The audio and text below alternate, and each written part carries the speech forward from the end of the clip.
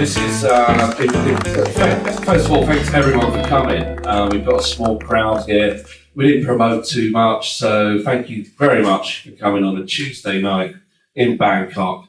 Many other things you could be doing, but thanks for coming. And if you're watching on Strange TV, hit the subscribe button, which is there. Like it, do all that stuff. Yeah, so we met in the beginning in a writers group that was organised by a good Indian writer called Gopi. I'm guessing you'll probably invite him here at some point. Yeah, Gopi's more than welcome. He's not here tonight because he's not in Thailand, I think. He's in he's out of the country. Yeah, that's right. He's he goes up to India every so often. But yeah, that's how we met. There was a writers group. We used to sit around in a coffee shop called Peter Brown, talking about whatever, and then we'd all go and get a beer afterwards. I used to like the getting a beer afterwards part as much as the talking about writing. I think it's it gets to be a lonely business sometimes, writing. It's good to meet other writers and go for a beer occasionally. It turns into a weird kind of support group in some weird way. Well, it was kind of like an AA group. Yeah. But the problem, people weren't trying to stop. People were trying to start. People were trying to start writing. And a lot of people were having trouble either starting their book or finishing their book or working out plot. Characterization, plot, these different problems you have when you're writing a book. Do you think that kind of model, the writing support group, is helpful for an up-and-coming young writer? I think it's probably good in terms of motivation. I think it can help you feel less as though this is a terrible idea. What am I doing? Maybe I'm not good enough. All of those kinds of voices in your head that try and talk you out of it in the first place. I think you meet people with the same hang-ups that you've got. It's probably quite encouraging to hear that other people are having problems with their book, really, because you can feel less bad about having problems with yours. So. Yeah, in a weird kind of way. I don't know that anybody ever offers you a solution that's going to think, this is what I've been missing all that time. But the camaraderie and the shared problems are good in their own weird way. What would you say for you when you was working on your first book? What was the biggest hurdle? What was the biggest problem? Was it motivating yourself or getting to the end or... The first book, this book that I published, or this is published by a small press in Singapore, that's the fourth book I wrote. The first three didn't really deserve to be published or anything. The first book I ever wrote was written as a kind of writing exercise, really. I joined this internet writers group. And I found it, you'd sort of email your stories in and people would send their critiques of them. And I found that was really useful for actually seeing the problems I had in short stories I'd previously written. But then I found it really hard to write anything new. When I tried to write, I felt there was about 200 people looking over my shoulder, sort of judging each sentence. So I started writing a story just for the fun of it. This guy arrives in Bangkok trying to do some kind of arms deal, as a way of getting myself out of writer's block. And that sort of worked. And then once I got out of it, I went back to short stories, and then I thought, well, why don't I finish this just for the sake of writing a novel? So that was the first book I actually wrote. I even polished it up, and I started querying some agents. And then I think in the back of my mind, I knew it wasn't really that good, though. I sort of caught myself thinking, this wouldn't have to be published under my own name. Nobody needs to know I wrote this. And then I thought, hang on a minute, I'm querying agents with a book so bad, I don't even want people to know I wrote it. What agent would want to represent this? So then I gave up on that. I wrote a couple of other books, and then, yeah, this was the fourth one. So fourth time lucky.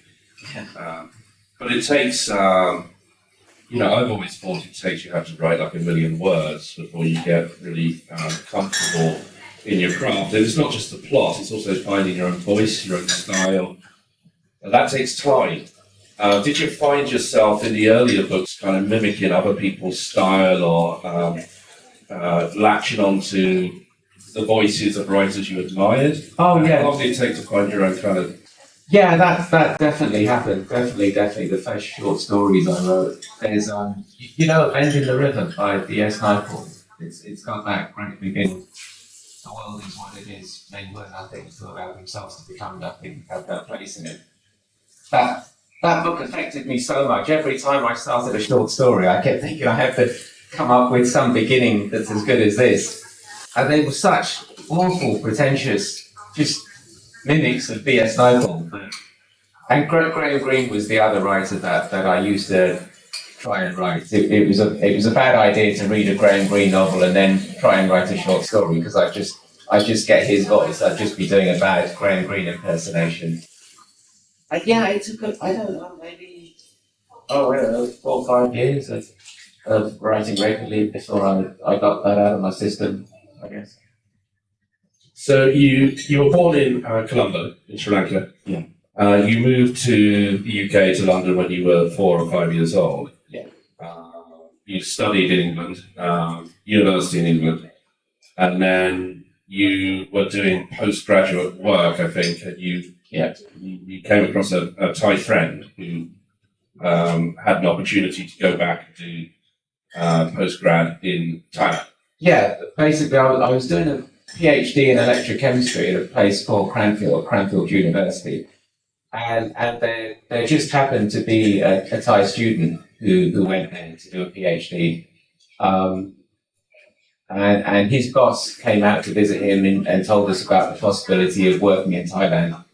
This was back in 93, 94, that the science base in Thailand was quite low then. And basically that they were looking to recruit people from abroad.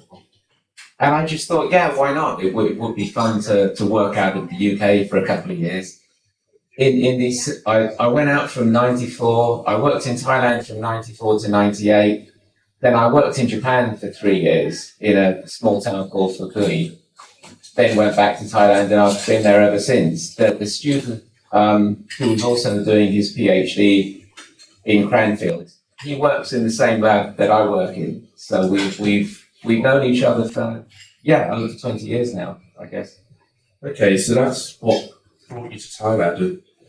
I'm fascinated in. Were you writing before then, or was fiction something you dabbled with after coming back to the East or coming to Thailand? No, I was writing before. I think I started at an undergraduate level. When I was a university student, an undergrad, I started trying to write. And I always had this voice in my head kind of trying to laugh myself out of it, saying, what are you doing? The world's full of people who are cleverer than you and more articulate than you. You're making a big mistake. but the urge to write never quite went away. And I was sort of writing regularly for maybe the first 2 years of my PhD, and then I didn't have any time to write because everything was research. And then when I came to Thailand, I set myself to writing properly in a regular way of writing every day. Do you think writing academically can perhaps hinder a creative writer? Yeah, maybe. I think there's a danger of a certain academic phrasing coming into your work. But not necessarily the use of words. I mean, the best word is the most simple word in fiction. In academic writing, sometimes it's favourable to use a more colourful language. Well, not And getting to the point yeah. is something that Not so much in science writing. Right. I think academic writing in the humanities can be like that.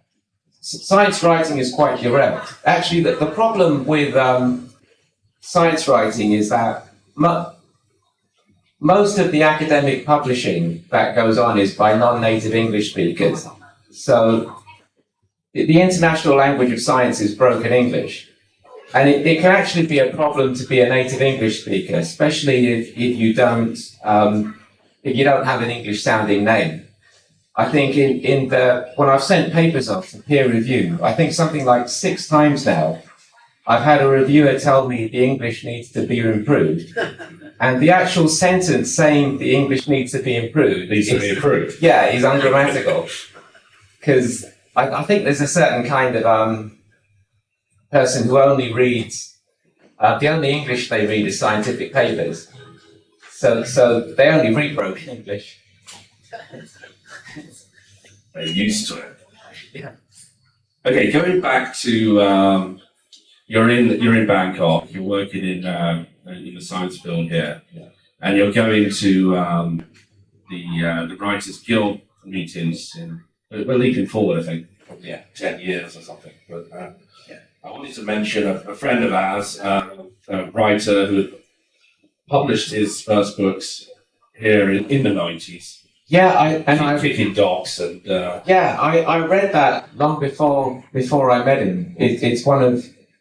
It might have been the first Thailand-based book I read when I came here, Kicking Dogs, I think. the author is Colin Pickrell, who is no longer with us. He passed away last autumn, I think, maybe in October. I'm not sure. But he was certainly a personality in the Bangkok Writers Guild. He would drink quite liberally and go into what he called the rave mode. Yeah. And he would start raving, and he would scare away some of the novice writers who were coming in. And sometimes he would say, "Okay, Colin, you have to stop talking now." Stop now. But he was great company in the Writers Guild, and he was great company in the pub afterwards. I think in terms of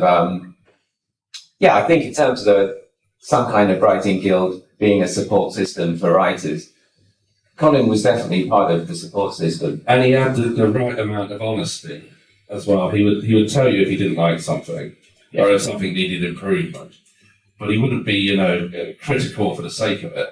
So he had that right level of encouragement and criticism, which was necessary for that group of people.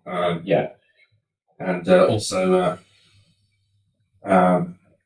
was a very, very dense writer. I mean, dense as in he wrote these big, difficult science fiction novels towards the end. And I saw him like 2 or 3 weeks before he died, and he was still talking about his next big chance, the next potential movie deal or the next publisher was going to come along. So he was really dedicated right to the end. And he was also a very good editor. I mean, he's mentioned in the acknowledgements of this book because he did read the early part of it, because I wanted to know what he thought. He was somebody whose judgment I trusted. And he did make some really good edits of the beginning. I think he was a very sharp editor. Yeah, I had him look over some of my stuff as well. Yeah, with a light hand. I say, Colin, have a light hand, don't line edit it. Yeah, he was a very colourful guy. I remember being at a cigar bar with him, and the waitress was from Denver, and they just shouting across, but do you know Neil Cassidy? Do you know Neil Cassidy? And she had no idea. She was like 19 years old. I don't know who Neil Cassidy. But no, he was a very, very vibrant figure. But back then, you were working on these books. And when was it you got the first green light, as it were? Recently. Yeah, it came. This book came a long time. Well, fairly long time after writing it. I wrote it. I queried agents. Didn't get any affirmative replies. So then I just put it in a drawer and started with the next one. And then that internet writing group that I used to be on, that there was an Indian lady on there who I don't know, she liked my writing for whatever weird reason, and she was friends with an Indian guy who's now living in Singapore, Safar. He'd started a website, and he'd gone from that into publishing. He set up this company called Kitaab. He decided he wanted to publish books, and he told her he was looking for a novel. And yeah, she told me, and I sent it to him, and that's how it started. They gave it to a reader, and she said, there's some good writing, but he needs to cut about 40,000 words. So, oh my God, 40,000 words. But it's true that the book did go on a few tangents it didn't need. I cut about just under 30,000 in the end, and then sent that back to them, and they took it after that.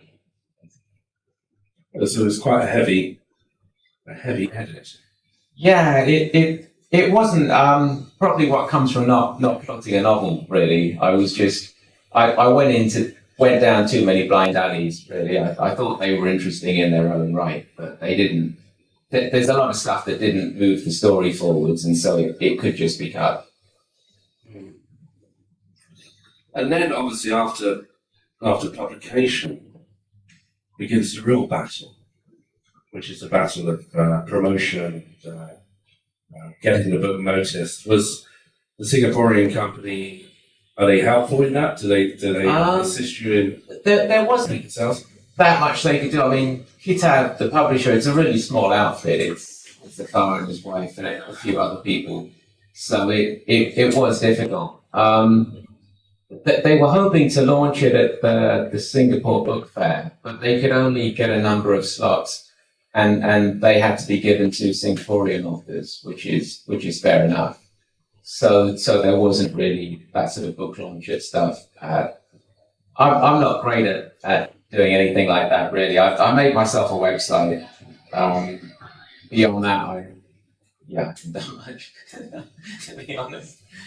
Well, you're doing it right now. Yeah, that's true. This is the closest I've come to a book launch. So, here it is. You can see the camera here, and I'll put a link to my other book in the description for those people watching on YouTube. Okay, so I wanted to ask about influences. You mentioned one or two, but when you were in London growing up, would have been early 90s?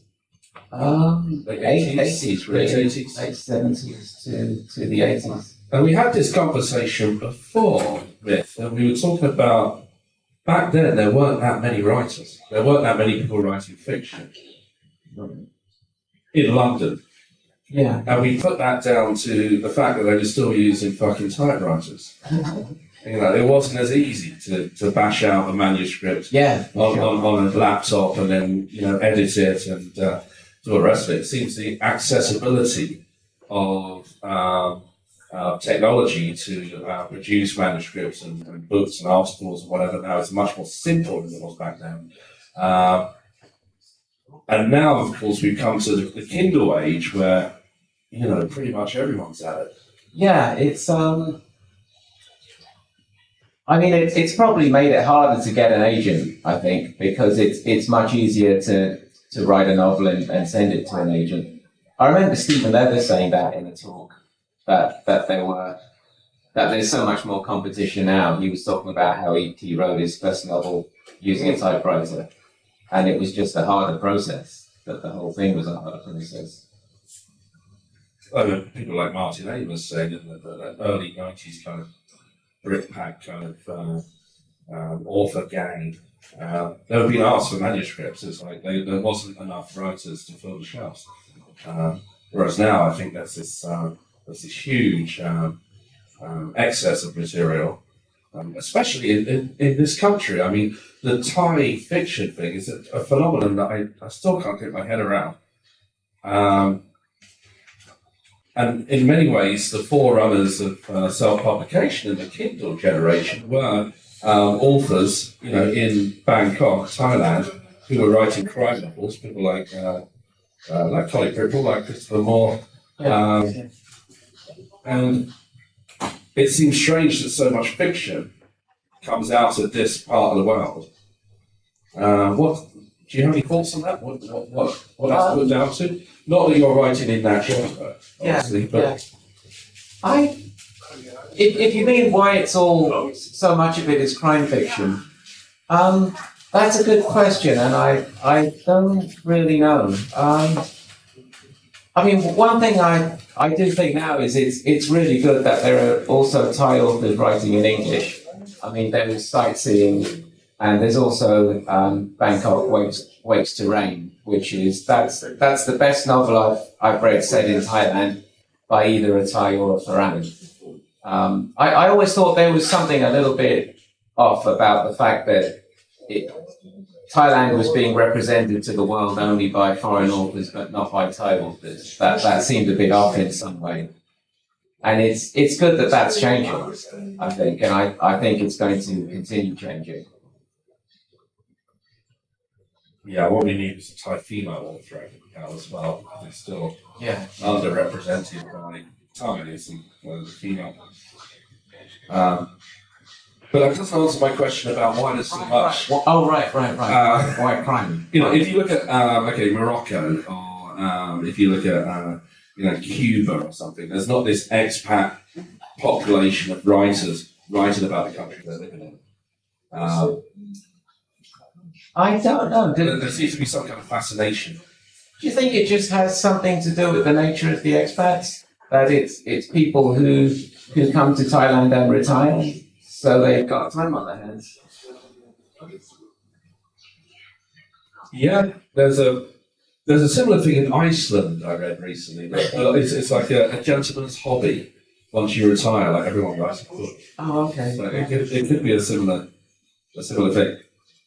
I think it's harder for younger writers to set up in somewhere like Thailand in the way that, I don't know, Hemingway and Scott Fitzgerald went off to Paris, and I guess the dollar was strong at that time, and they could live off their short stories. But it must be harder to do that here because of all the problems. If you hadn't reached retirement age, all the problems you have with visas and things like that. So people like Hemingway and Fitzgerald, they couldn't have made a living from their writing here, I guess. So it tends to be expats with jobs or people who've retired who are writing the books. And there seems to be we're on YouTube now, and it seems fit to say there seems to be like a YouTube generation of expats who are, instead of writing books, the same sort of people who would have written books 10 years ago, 15 years ago, are now doing vlogs. And they're monetizing it to a certain degree, using technology on YouTube or Facebook or whatever. So that's an interesting movement as well. Are people actually bothered about writing? As they used to be. Yeah, they do say people are reading less. I get the feeling that there's less money to be made from fiction than there was. Most of the numbers coming out, and certainly in the UK anyway, show people reading less fiction. Okay, on the subject of reading fiction, I'm going to make you do it. Right. So reading from The Mask Under My Face. Mithran, you've already chosen a passage. Yeah, I thought I'd just start with the opening, just to tell you what this book's about. It's about how the son of a traffic cop ends up working unknowingly for the rich man who killed his father. I thought the easiest thing to do would just be to read the opening. That sort of fits because it's a short section.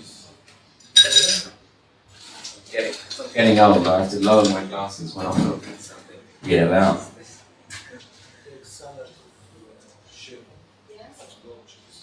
Den will be asleep when his father dies. Den's father is on his knees in the toilet of a nightclub. Den is at home, lying on the floor. The nightclub is a dim, sweaty, thought-deafening place, where squiggling red lasers spear through dry ice fog.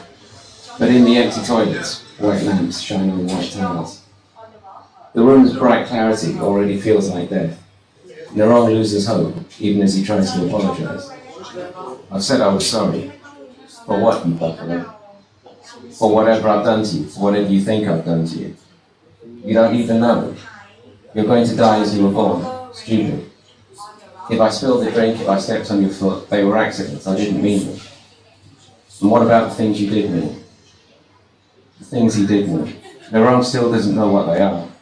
All he remembers is the music and the darkness.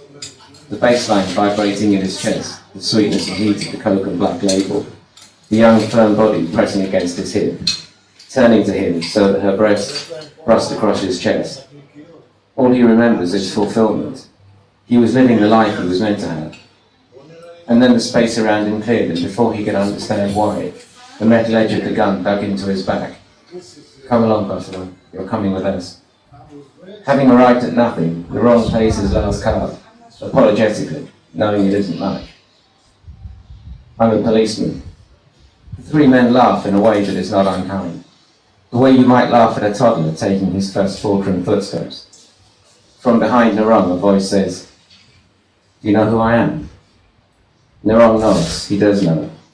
Entering the brightness of the room, passing the large washroom mirrors, he turned his head and saw the man directly behind him. The young old face, the incipient double chin, the thick, downturned lips, permanently dissatisfied. A stranger would place this man in his mid-30s, but Narong knows he's a decade younger than that. A decade younger and aging badly. Narong knows this from the newspapers, from TV news clips, where a jostling scrum of photographers follow the man to his Mercedes, while his minders attempt to push them away. It's a kind of sickness seeing him in person. Narong is nauseous with fear. Walking past the mirrors, his stomach contracted, and he fought down the urge to vomit. It seemed to him that if he vomited, he would be less of a man to these people. He would have confirmed himself as something to be slaughtered. He must show them that he is a man like them, as deserving of life as they are. But he can't think of what to say. He listened helplessly as they told him to kneel. On his knees now, he says, "I have a son who's 10. He likes football, but he uses his right foot too much. It's his 11th birthday in 6 months' time. For his sake, whatever I've done to you. So why aren't you at home with your son? Why are you here, drinking with sluts? I'm sorry, I'll go home to him now." A different voice, the "you're coming with us" voice, says, "Here, why don't you send him home?" The solid, efficient metal click of an automatic being cocked. It's so loud in the small white room. The thumping dance music is far away. Narong says, "If this is about the girl," and is dead before the crash of sound comes ringing off the walls. Den is still asleep when it happens, and for a while, father and son are in the same position, lying on their stomachs, with their arms splayed out from their sides. Den sleeps through the hours that follow. He dreams of flying over the rooftops and the hot roads. Bangkok unfolds like a promise of freedom. He sleeps through his mother's silent exit from their two-room apartment. She's still not back when he gets up. Without thinking too much about why he's alone, Ben rolls up his sleeping mat, and takes it into the bedroom, where neither of his parents are. He's putting on his school uniform when his mother returns. She says, "I knew you'd leave us," and her face collapses.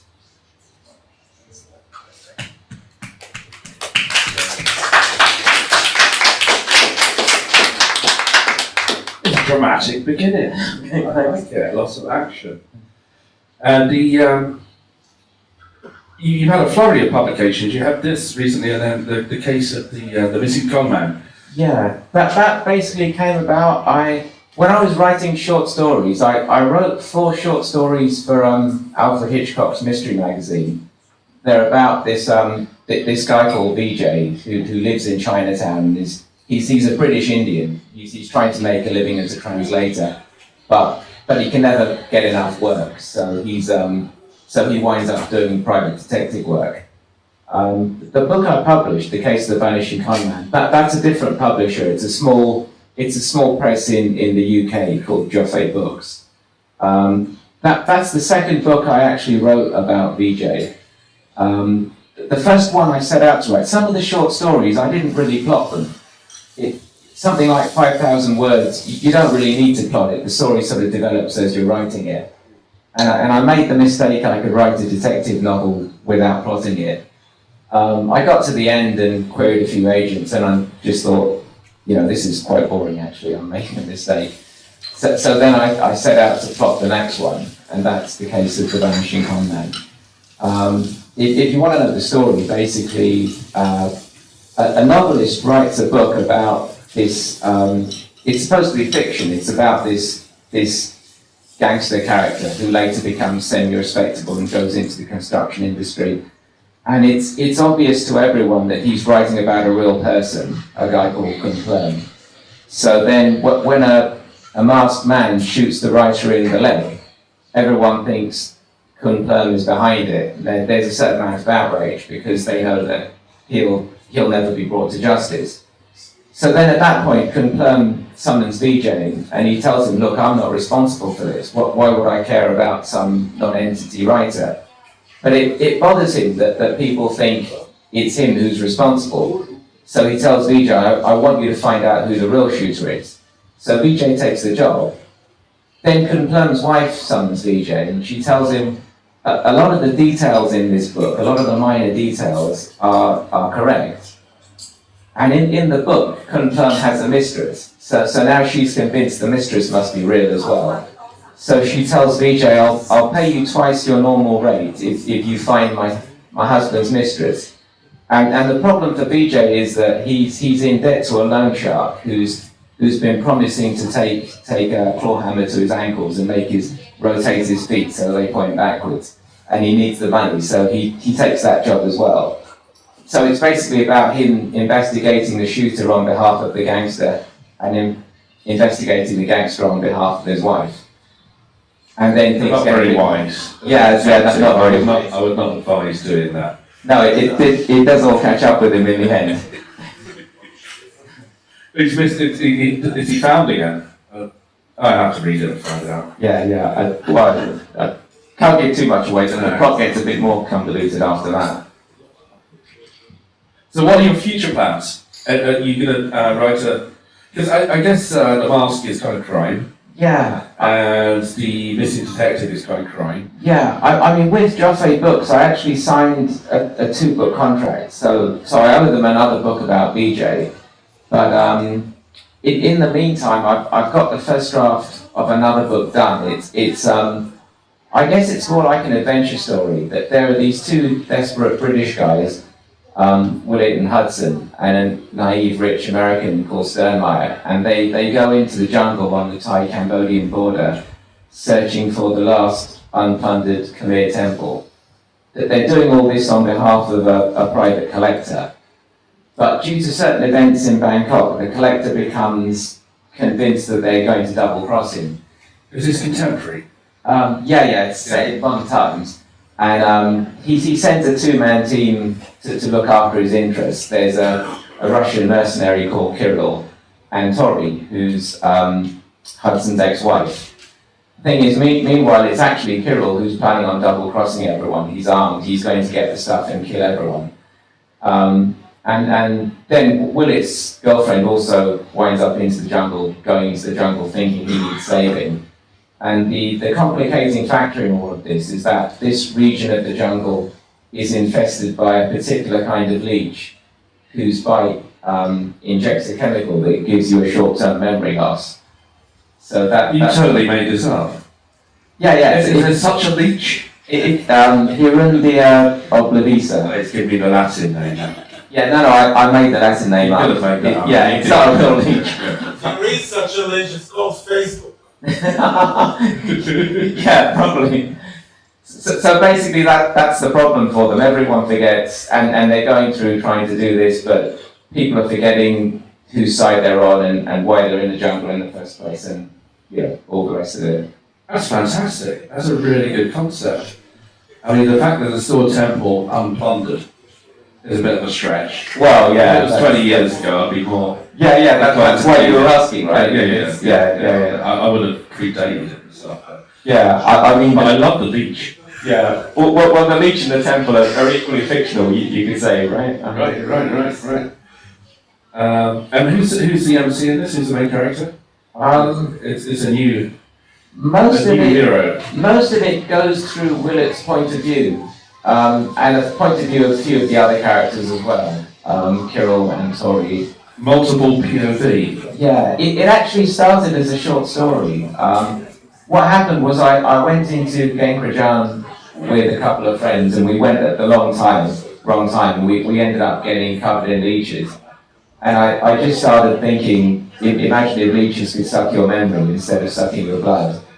So that's what gave me the idea. Originally, in the short story version, the idea is that Willett is a really unhappy guy. He's a failure. So the memories he's losing are all bad memories. And as he's going through the jungle, he becomes a happier, more confident person. But he realizes that it's the leeches that are doing this to him. So he starts letting them bite him. And that's a mistake because he forgets too much, and in the end he forgets that the leeches are making him forget. That's the short story version, but I just thought maybe there'd be enough of an adventure in this to work it up into a novel. I love it. And do you have a title? The short story was called You Must Remember This.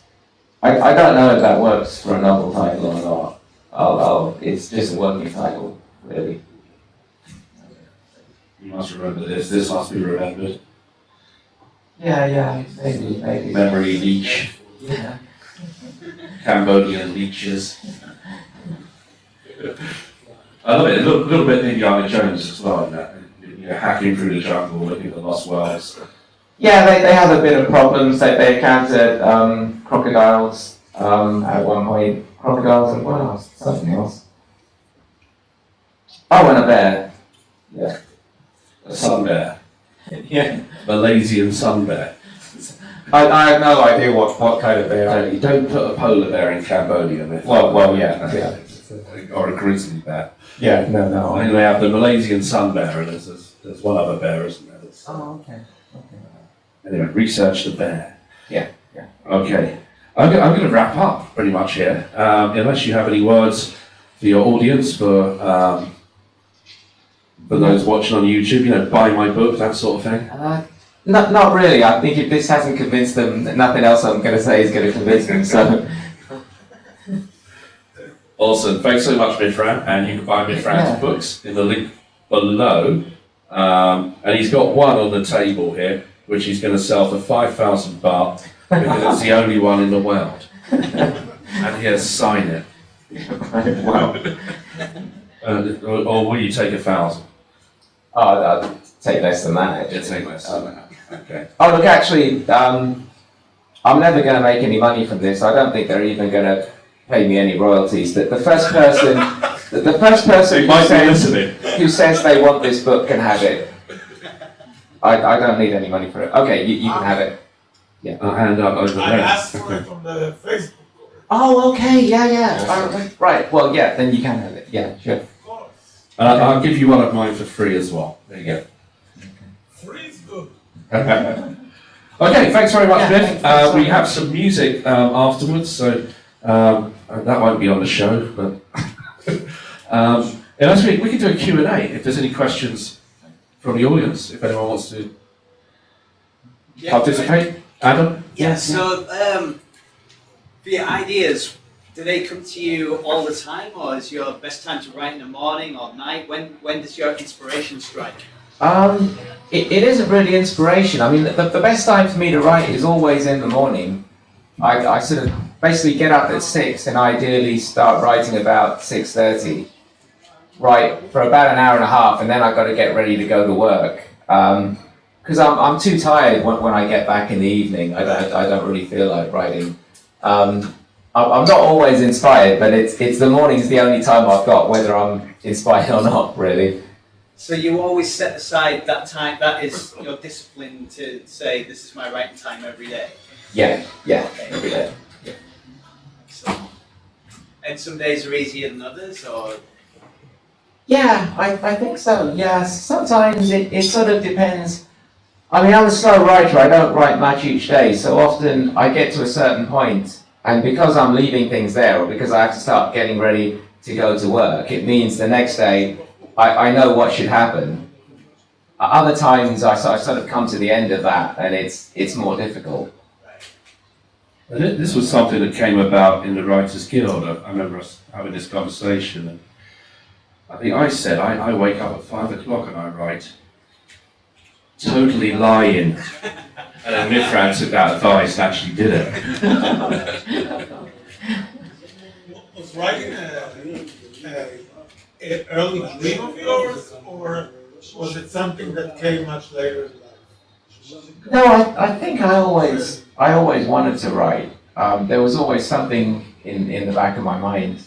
Well, one of my memories, I can remember being about 12 at school, and we had to do this experiment, dissolving copper sulfate in test tubes. And I remember then thinking, if I'm going to write a story about a scientist, this is how I can do it. I think there was always some part of my mind that was looking at things and thinking about how you describe them in a book. An affliction from birth. Yeah, basically. Yeah. Any other questions? Like, your inner critic, how strong is that, and how do you deal with it? Yeah, good question. I mean, I definitely think the way to write a book is to switch off the inner critic for your first draft and then switch it back on again. I think the hard thing is actually switching it back on again. It's easy to convince yourself that, well, this must be really good, you know, and yeah, I mean, I think that's one of the hardest things about writing is looking at your own work objectively. Sometimes it works just to leave it for a while. Yeah. Like 6 months, a year, and then look at it again. Because you can have the adrenaline, the euphoria of actually writing. It's like skiing or something. It's a high adrenaline activity. And if you just leave it to one side and then come back to it with objective eyes, which you obviously did because you spent all those years on the first 4 books before rushing into publishing like a lot of us did. I guess so. I mean, even then, the version of this I submitted was way too long. I mean, the actual first draft of this was 156,000 words. Then I cut that down to, 126,000, submitted it, and then from their comments cut it down to 98,000. So yeah. That must be hard though, especially if there's passages in there that you love or you want to keep. Yeah, that's the problem. I mean, that's that great, that often repeated phrase they have for writers: "Kill your darlings," and it's not easy to do. Really, you always think this is a good bit, but sometimes you've got a good bit, but it's not helping the story. It's not moving the story forwards, and that's the difficult bit. Just use it in another book. Recycle, reuse. Yeah. Okay, is that it? Should we move on? Okay, thanks so much, Mithran. Okay. Yeah, thanks very much for this opportunity.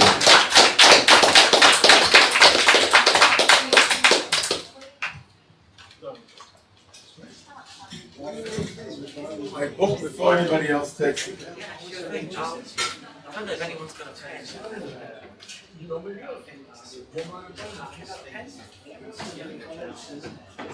Is that yours? Yeah, they're both mine on the top. These are possibly. Which one do you recommend to the I'm in beyond it, and I'm the literary. You're more literary.